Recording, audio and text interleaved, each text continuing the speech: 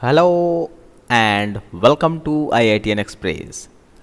तो आज हमारे पास एक क्वेश्चन है। ये क्वेश्चन अनवस्थी एटॉमिक स्ट्रक्चर लेवल 2 का क्वेश्चन नंबर 8 है।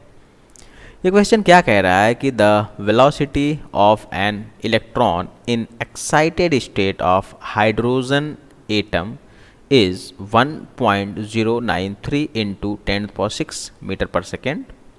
Okay, what is the circumference of this orbit is।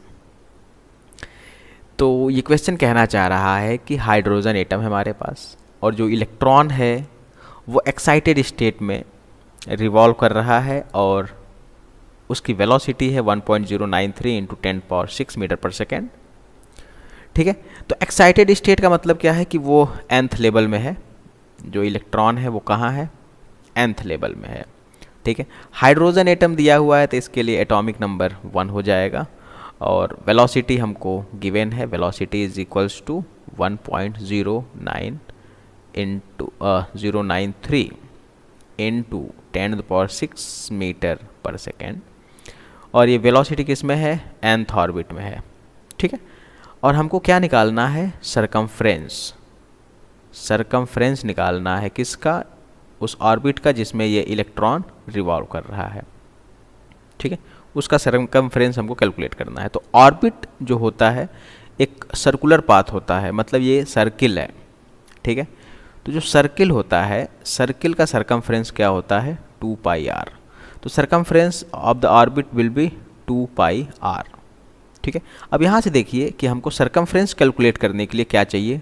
Radius. और रेडियस हमको कहाँ से मिलेगा? अब रेडियस इक्वल्स टू क्या होता है? रेडियस इक्वल्स टू 0.529, अप्रॉक्सीमेटली हम इसको 0.53 लिखते हैं। 0.53 n² g। अब ध्यान दीजिए, g हमारे पास है लेकिन n नहीं है। अगर हमको n मिल जाए तो r की वैल्यू आ जाए और इस वैल्यू को हम यहाँ पे पुट कर देंगे तो सरकमफ्रेंस आ जाएगा। तो वेलोसिटी हमको गिवन है और वेलोसिटी इक्वल्स टू क्या होता है? Velocity is equals to 2.188 into 10⁶ and g/n metre पर सेकेंड। ये एंगस्ट्रॉम में होता है। ठीक है, अब देखिए वेलोसिटी हमको गिवन है, g हमको पता है, n हमको निकाल लेना है। तो n हमको यहाँ से मिल जाएगा, तो पुट करते हैं वेलोसिटी की वैल्यू 1.093 इंटू 10⁶ मीटर पर second is equals to 2.188 into 10⁶ g/n metre पर सेकेंड। हमको क्या चाहिए? n की वैल्यू। n को इधर लाइए, n इज इक्वल्स टू क्या हो जाएगा? 2.188 इंटू 10⁶ मीटर पर second divided by 1.093 into 10⁶ metre पर सेकेंड। तो इसको आप सॉल्व करेंगे तो ये अप्रॉक्सीमेटली 2 आ जाएगा। अब ध्यान दीजिए, n की वैल्यू जो होती है, n की वैल्यू हमेशा हम कंसीडर करते हैं एज एन टीजर। ठीक है, फ्रैक्शन में नहीं होगा, डेसिमल में नहीं होगा। तो यहाँ से हमको क्या मिल गया? n is equals to 2। अब इस वैल्यू को कहाँ पुट करना है? यहाँ पे। तो अगर इस वैल्यू को हम यहाँ पे पुट करें तो what we are going to get? ध्यान दीजिए, r is equals to 0.53 into n कितना है? 2। तो n का स्क्वायर, 2 का स्क्वायर कितना हो जाएगा? 4 डिवाइडेड बाई 1 एंगस्ट्रॉम। फर्दर आप इसको सॉल्व करेंगे तो कितना आने वाला है?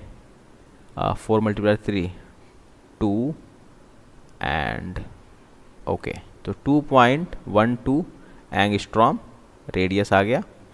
अब इस रेडियस को कहाँ पुट कर देना है? यहाँ पे। इस रेडियस को यहाँ पुट करेंगे तो सरकमफ्रेंस क्या आ जाएगा? Circumference is equals to 2πr। Further value put करना है 2 पाई की वैल्यू कितनी? 22/7 और सिंपली आप रख सकते हैं 3.14 इंटू 2.12 एंगस्ट्रॉम। अगर इसको हम कैलकुलेट करें तो जो वैल्यू आने वाली है, the value is going to be 13.3136 angstrom. और ऑप्शन देखिए, हमको ऑप्शन मीटर में दिया है तो इसको कैसे लिख सकते हैं? 13.3136 इंटू 10⁻⁻10 मीटर। तो ये आ गया है सरकमफ्रेंस। तो आप ऑप्शन देखिए। So option C is closer to the answer, मतलब कि option C is going to be the correct answer, that is 13.3। यहाँ पे 2 दिया है, यहाँ पे कितना है 136, ठीक है। तो option C is going to be the correct answer. Okay, option C is going to be the correct answer.